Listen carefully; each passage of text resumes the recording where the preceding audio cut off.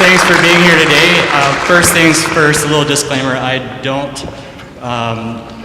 I'll admit right now, I'm not the world's expert on any three of these instruments, but I'm going to do my best to not tell a lie. Okay? Good, that's out of the way.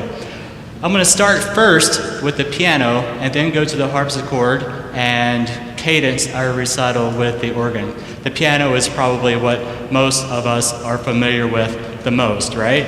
You might even have one at home. Piano, the standard one, has 88 keys. No surprise, I don't see any aha moments going off so far. Just wait. It also has 3 pedals. You might know that as well. Still no surprises. And some might think that the piano is a stringed instrument, but it's really a percussion instrument because when I play a note, hammers hit the string, usually from below, going up. The louder I play, the more forcefully the hammer hits the string. And conversely, again, no light bulbs going off. Okay, we're on the same page. I like it. Now, in the process of hitting the string, there is a corresponding damper that goes up. Can I see? Yeah, beautiful. The damper goes up, allowing the string to vibrate. Thank you. I'm here all night. Back to the picture, the dampers. Okay, yeah, we can just stay there for a moment. Now take a look at this. You see below the dampers and the white, that's felt. Below the dampers are 3 strings. Did you know that most of the notes on the piano is made up of 3 strings, not 1? So, there we go, I heard it. All right, we're getting there. So, a note can actually be out of tune with itself if one of those strings is maladjusted, which can be a real damper sometimes, especially when you're trying to tune one note to another note and the first note is out of tune. It's almost in tune, but not quite.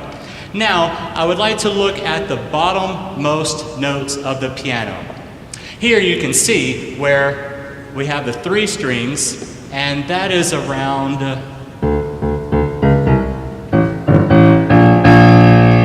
B flat. That's where our 3 strings end. Then the next several, the next 5 are just 2 strings, and the bottom 6 notes are 1 string. So we have well over 170, 180 strings if I've done my general math. Okay, now we know what's going on up top. Let's look down below. 3 pedals, but you already know that. But what do they do? Okay, the one that we probably know how it functions the most is, of course, the sustain pedal, also called the damper. You remember the little black things with the felt? Those are dampers. So when I play the right pedal, the dampers, all of them,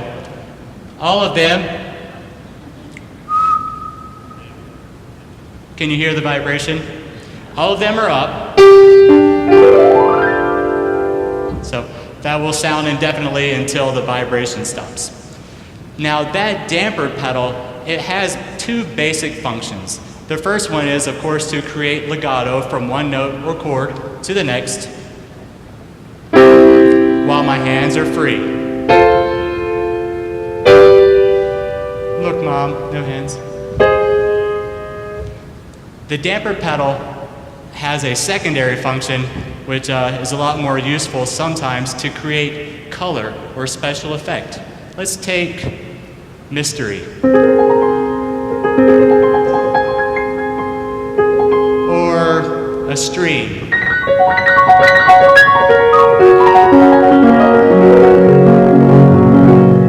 So it's legato in a way, but I'm really trying to create effect with the sustain pedal.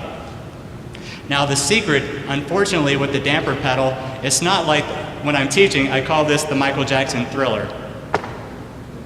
Unfortunately, if you pedal and play at the same time, nothing's actually going to sustain because you're lifting your hands up and your foot. So it's not holding the dampers up and allowing the strings to vibrate. So it's really what I call play pedal. I'm dramatizing events, but that's more or less how it goes. You have to play the chord and then capture it in the pedal. So it's not exactly a simultaneous action.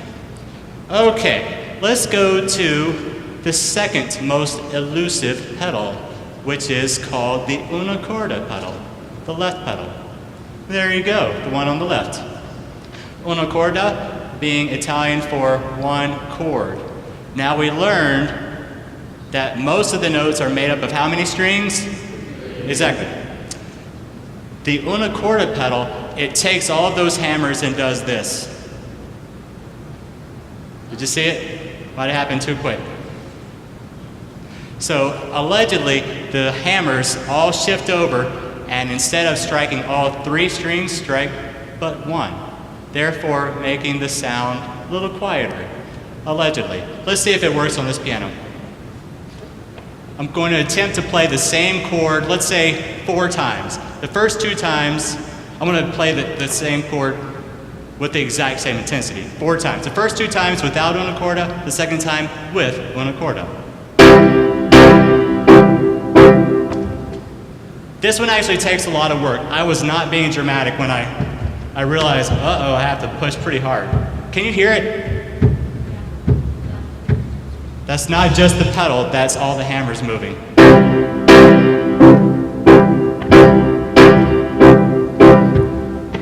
I'm really content with that difference. Not all pianos can you hear such a fine difference.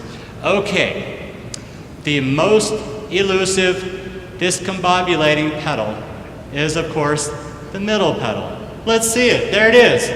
Sostenuto pedal. Sostenuto, of course, means sustain. You might think that the rightmost pedal, the damper pedal, was called sostenuto, but nay, it is the middle pedal.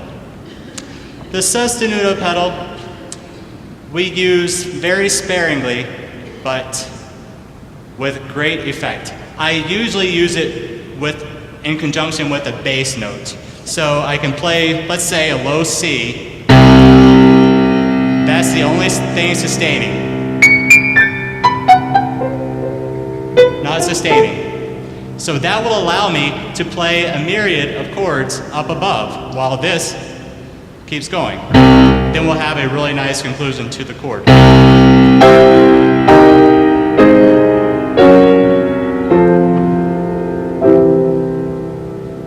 Right? I wouldn't be able to do that with the damper pedal.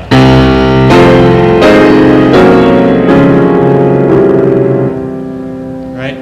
Makes your eye twinge a little bit. Okay, let me show you an example of the sostenuto pedal in actual music. Example 1, Logan. Okay, this also happens to be the first song that I'm playing tonight. This is Prelude in C-sharp minor by Sergei Rachmaninoff. I must admit, I've rarely seen the sostenuto pedal implicitly called for in a piece of music. Here, the editor has written up above for pianos with the sostenuto pedal S. You see at the top there, depressed sostenuto after keys are down. Not simultaneously, but after. You have to capture it first. So, do you see where I'm colorblind, I think it's blue. That first blue circle, I'm going to play the low note where it says S. I play it, and then I've captured that low, what's the C sharp. And then the next 3 chords, the beamed 8th notes, they're going to be played, but there's not going to be a lot of cacophony because the only thing that's ringing is a C sharp and those individual notes, but not all of them. Let me show you what I mean. Da da.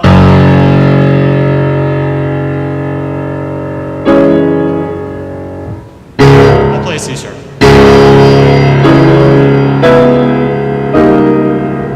Now I'm going to use the damper pedal to actually connect those this time.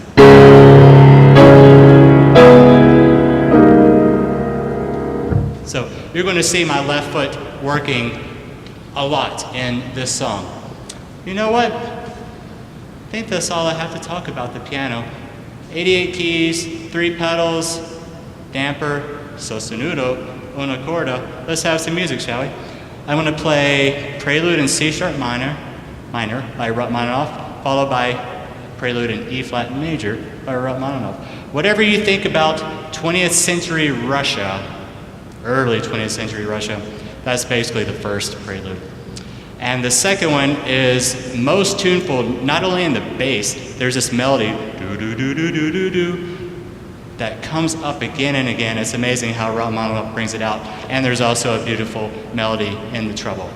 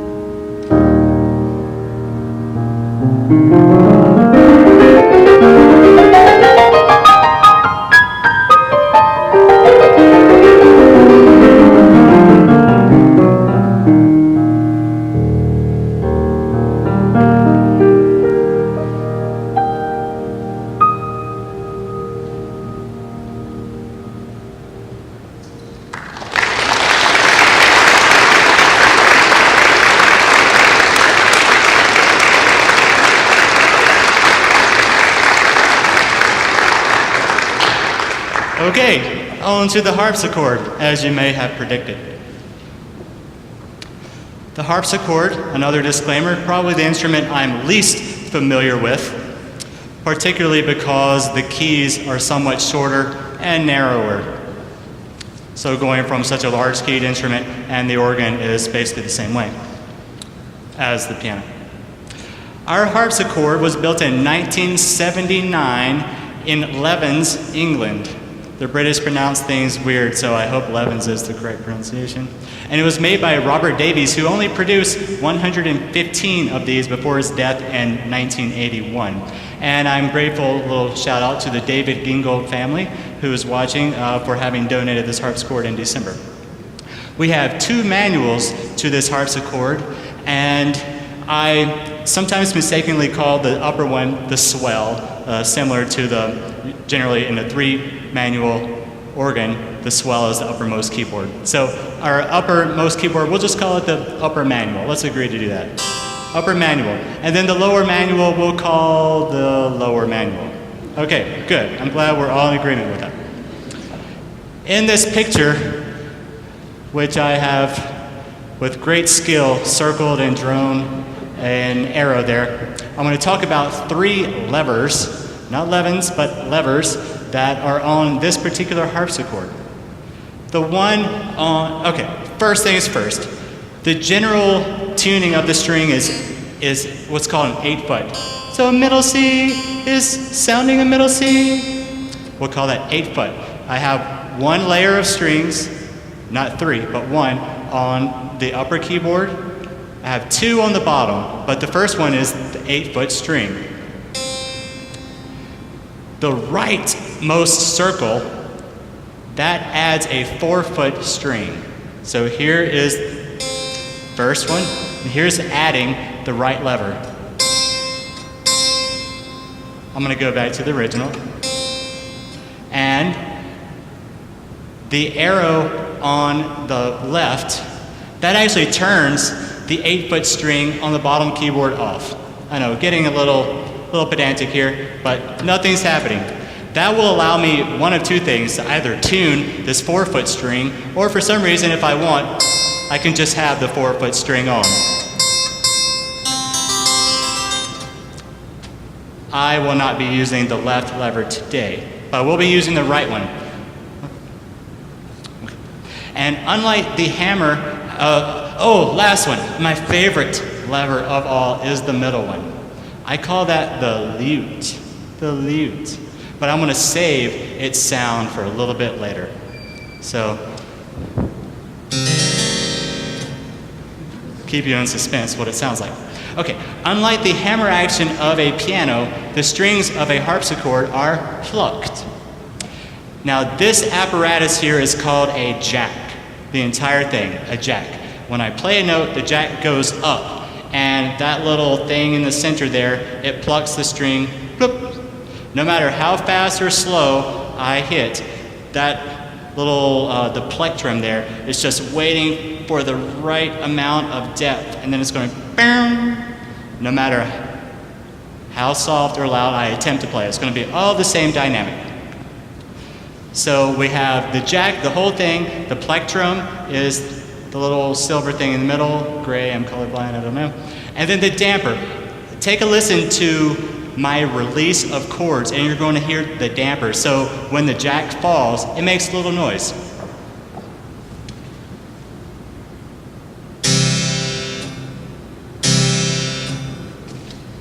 And a full chord. You hear it? There's been a few times I've listened to a Baroque CD with a lot of harpsichord, and I didn't hear the damper release the chords. So they're either using an electronic keyboard or the sound engineer just turned down the sound before the keyboard is released. So take a listen to that whenever you hear harpsichord music for the damper to hit the strings on the way down. Dynamics. Okay. Our instrument, as I've said, has a total of 3 jacks per note. There's our jacks right there. One of those jacks is for the upper manual, the 8-foot. One of those is for the lower manual, 8-foot, and the other one is for the lower manual, 4-foot. So each note in the end has a total of 3 strings, I suppose, but they're not always played simultaneously. Okay, now I'm going to play you a few examples of 4 different sound settings, saving our lute for the end. Here's our most generic lower manual 8-foot sound.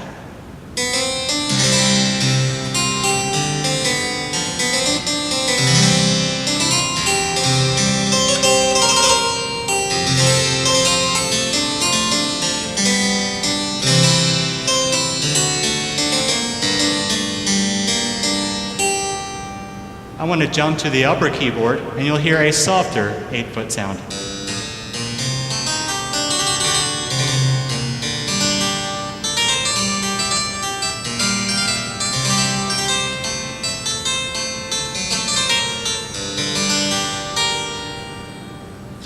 Okay, those are our 2 8-foots, lower keyboard, upper keyboard. Now, I'm going to add. Did I write in coupling in your terms there? Coupling. Really cool effect. I almost discover something new with this particular harpsichord every time I play it. The keyboards, I don't know, Logan, can you get a shot of the keyboards? Yes, yeah, I know you can. Okay, great. Take a look at this upper keyboard. Now, your mind's going to get blown on this one.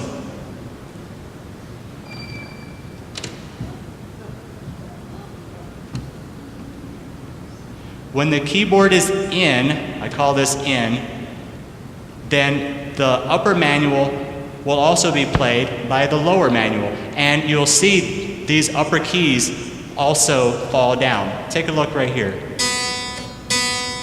You see that one and that? Here's without coupling. Oh.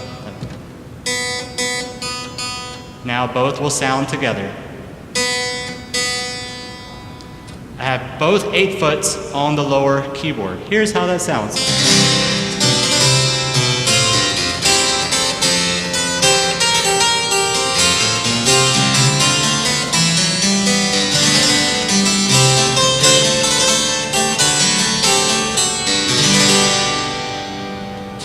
We have one more sound to add, and that of course is the 4-foot string, which I keep speaking of. And I want to use the rightmost lever to add the 4-foot string. Now, on the bottom keyboard, we have the 8-foot from the lower manual, the 8-foot from the top manual, and the 4-foot from the lower manual. So basically all sounds are going.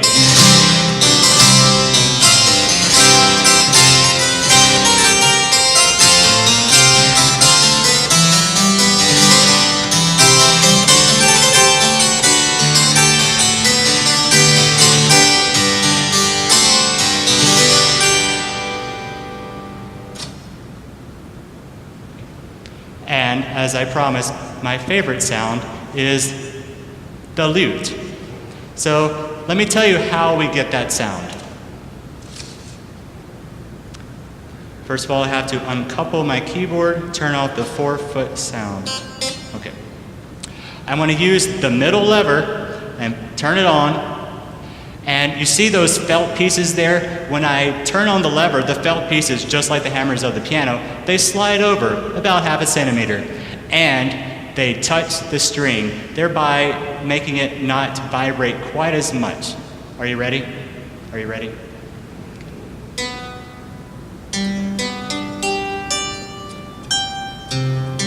Now, before I play a longer snippet, did you see the arrow that I had in that image? There it is. Okay, I have a little bit of work to do on this. I think I can handle it. Basically, I have to take that felt piece off and glue it a little bit closer. It's not touching the string. Here's the difference. Good news is I have glue, and I have the felt piece. Just have to move it over.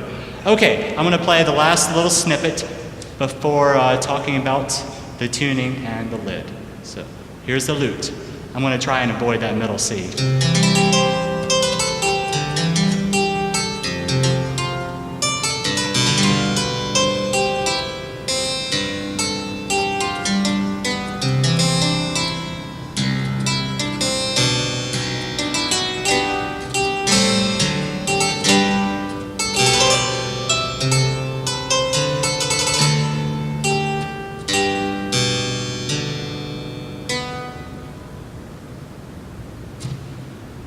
My favorite sound. Unfortunately, it's really hard to make all those changes while I'm playing any one song, because I'm playing music with my hands and then I have to do this and try and flip a lever. So to make too many changes in one song is practically impossible. Later on, harpsichords became a little bit more advanced and you could actually change with your knee. They had little levers on there that would allow you to do things. Now, of course, it was built in 1979. Robert Davies had the choice to do that, but he didn't give me that option. Okay. We had a tuner in here twice today doing this. Not uncommon. Eventually, I'm going to have to learn how to tune this myself. It shouldn't take too long, the actual process, once I learn how to do it. The reason that a harpsichord can't hold tuning nearly as long as a piano is basically the frame is not as strong, nor the wood as thick to support the enormous tension that's being placed on the piano strings. And the humidity and temperature of a room also affect the harpsichord more so than a piano, even though all three of these instruments are affected by both of those things. Okay, last thing I want to talk about is this beautiful lid. I do have the option to fold this over, but it's rather customary to leave it like that to give you the full amount of sound as possible. This lid here says, "Sic transit gloria mundi." I just feel like I should sing it whenever I say it. Before I get to that, I want to talk about a regular occurring motto or picture on French harpsichords. And I'm going to read a little bit of this. They almost always have painted somewhere a bird perched on a tree stump that was most likely already dead, the tree stump. And a faint red glow often emanated from within, with a live branch or two coming from the trunk. Thus, there was a theme of resurrection, a symbol of life through death. A tree must first be killed in order to bring a harpsichord to life. Now, I was wondering, is there a correlation between the French harpsichord style emblem and this Latin motto here of, I don't know if it's of all English harpsichords, but I'll talk about this one. Sic transit gloria mundi can be translated two different ways. Either, thus passes the glory of the world, and worldly things are fleeting. Both are rather bleak, aren't they? And from 1409 to 1963, it was uttered to each new pope as a reminder of the transitory nature of life and earthly honors. I found a connection indeed between the French harpsichord resurrection theme and this, because thus passes worldly things, the glory of the world, or worldly things are fleeting. We could also consider from ashes to ashes, dust to dust. Now, as our featured piece on the harpsichord, I'm going to play the third movement of a sonata by Haydn. It's called Finale. It's in the key of A flat major, and this is a most jubilant piece. You'll see me go back and forth between the lower, louder manual and the upper keyboard. And at the end, I'll try and get fancy and turn on a lever or two, but not the lid.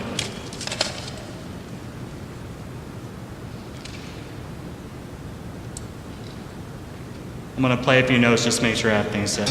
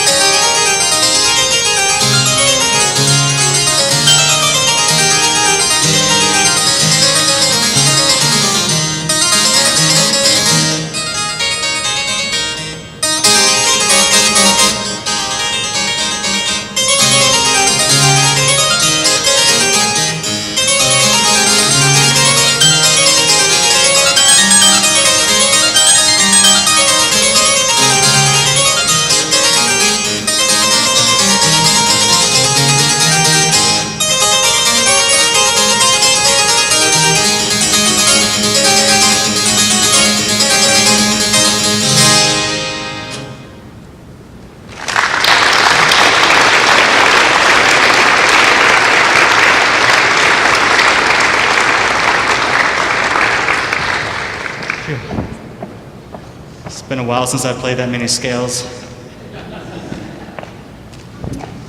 Okay, now, I'm not going to talk too much about the organ first. I want to make sure I have enough time to get through all my music. But I am going to put on my shoes, which have a leather bottom. I don't know if an organ teacher would approve of this, but I've had these shoes since 1996. They've treated me pretty well. I had the soles re-glued one time. They're very flexible, and they allow me to slide from note to note on the pedals.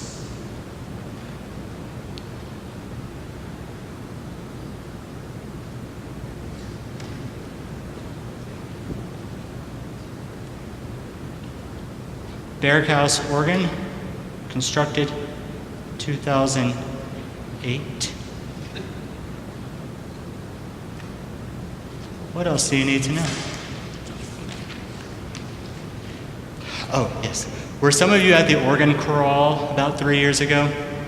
Okay, that was 1 hour of nonstop information about the organ without any long pieces. So today, because I wanted to get through enough music, I'm not going to give you nearly that much information, just a few bare bits and pieces, because later on you'll see why I'm a little intimidated. First, Bach, Toccata and Fugue in D minor by popular request. I won't tell you who asked for it though.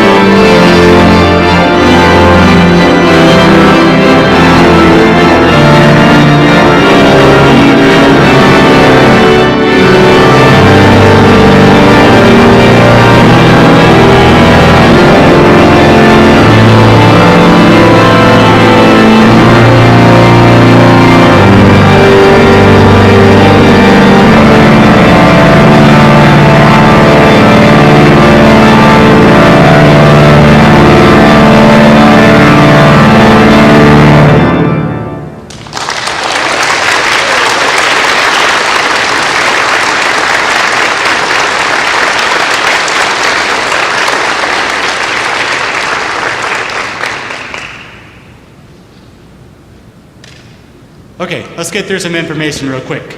5,067 pipes. 92 ranks. I'll tell you what a rank is in a moment. And we receive our air from 5 blowers. We have what's called a manual here. Each of these keyboards is a manual, so let's conclude that we have 4 manuals plus the pedal board. Now, a rank is a set of similar sounding pipes, so the same tone color. For example, the trumpets, fanfare trumpets that jut out right there, that's more or less a rank of pipes. I think that's an extended rank, 16 foot going lower. And I have what's called stops or draw knobs. You have a picture of multiple draw knobs right there. So I pull this little puppy out and get some bassoons. Thank you. And then, as you may have seen me reaching for certain buttons, and we can call these combinations or pistons. And I also have toe studs down there. So if you ever saw me doing this, that's because I was looking for something really high up there. And okay, now we have some text on the screen. There are 6 divisions of the organ, which are mostly seen just by the keyboards themselves. This middle keyboard is called the grate, and the draw knobs are over here. The bottom keyboard is the positif. We get a lot of colorful sounds from the positif. The grate is more fundamental sounds. And then there's the swell. All these pipes in what's called the swell chamber, we have shutters that open and close with this middle pedal here. The swell is the middle keyboard. I use it a lot for accompanying.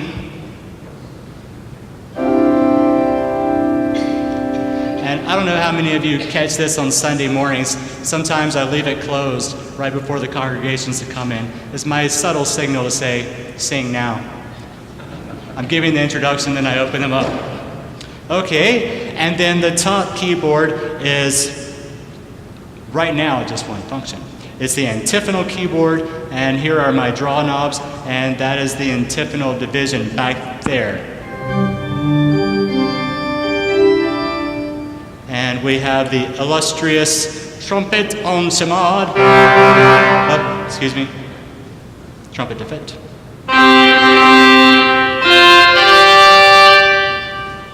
If you're curious, those are trumpet en chamade that I just played there. They're both accessed by this keyboard, on this keyboard, the grate, everything but the positif, unless I couple something down there, as well as the pedals. Oh, that's our 5th division is the pedal. But I said that there are 6 divisions. We have what's called the solo division, but I can't talk about that quite yet. All right, that's our 6 divisions. And we have 4 general families of sound. I think we have an awesome picture of the families of sound. Yeah. The principles, we have principle 842. Beautiful. And we also have flute sounds. They're a little more sweet and gentle.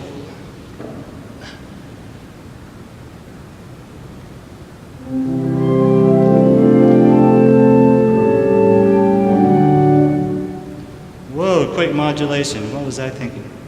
Okay, and then strings. A stop like the gamba is a string. We have some of those. And I often use strings in combination with what's called celeste. And celeste are generally tuned a bit sharp or sometimes flat. And it gives it an undulating quality, especially when combined with a tremulant, which I'll talk about in a moment. I won't give that away yet.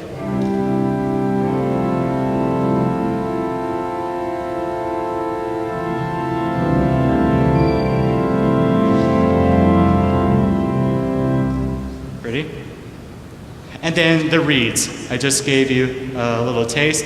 Now this is from the swell chamber. If I want a huge crescendo, I can use the swell shutters.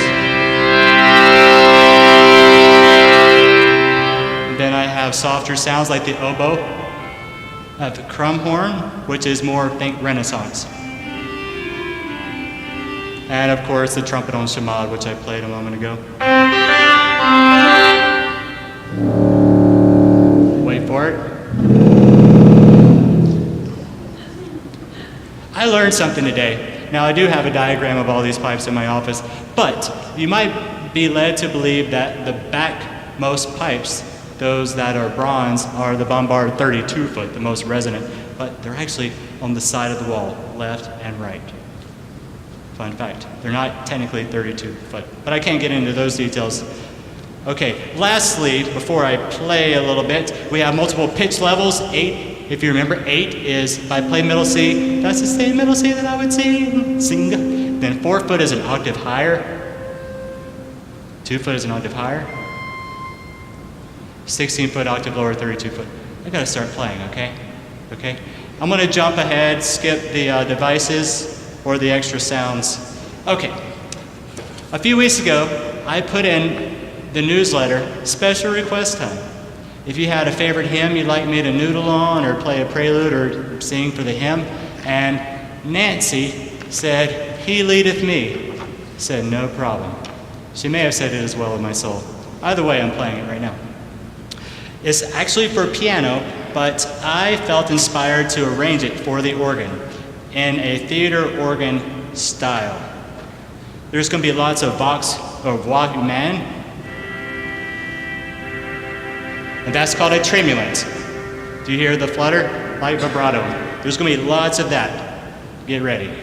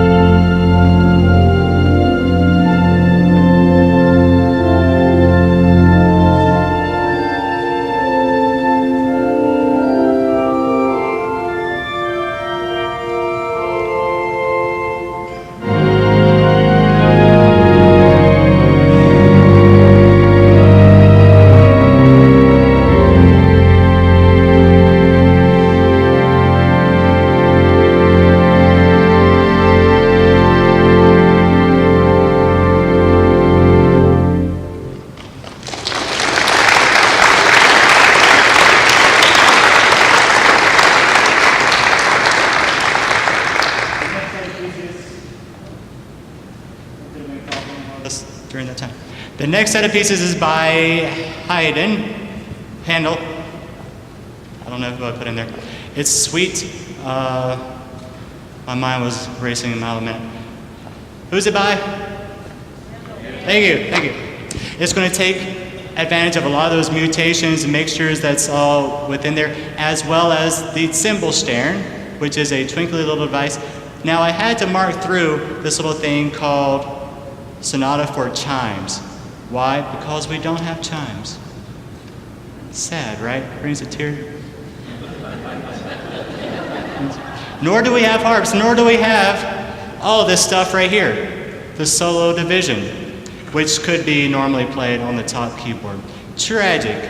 It was destined to be installed, still future tense, behind the large cross there. I saw the room for the first time today. In fact, could I have Jonathan and Brian stand up? They were actually involved in the building of our Barrack House organ. Hey, Jonathan and Brian.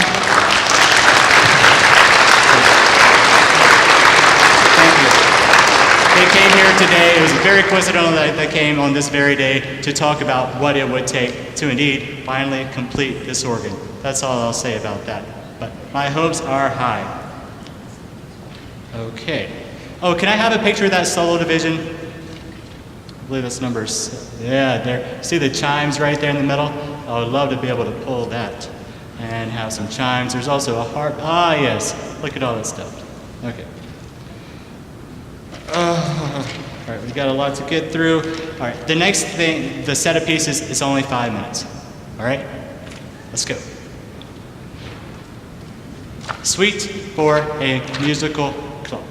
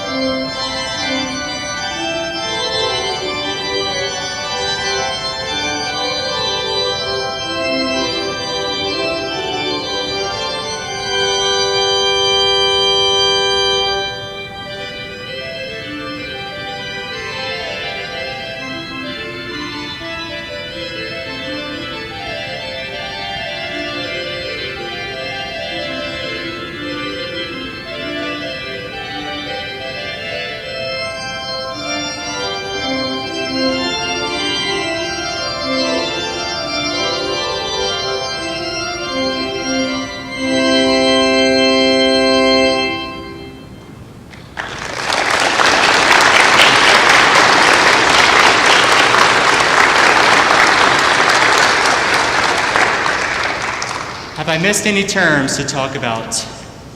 No. On to the Visser. Visser often had a lot of pedal work in the melody. And in fact, in several of these, I'm not only playing the pedal as far as melody, but also as bass. You'll see my feet are working simultaneously. Generally, it's not all that hard. One foot is usually hanging out on a note and the other one's doing some stuff. Except in the end, the last piece, I'm playing the melody in octaves. Now, for the very first song, I want you to imagine chimes or harp. I'm going to introduce the theme, but I believe it's with an English horn down an octave, if you will, or up an octave. Again, imagine chimes or harp. And thank you all for being here today. There's ice cream after this. Let's cool us down.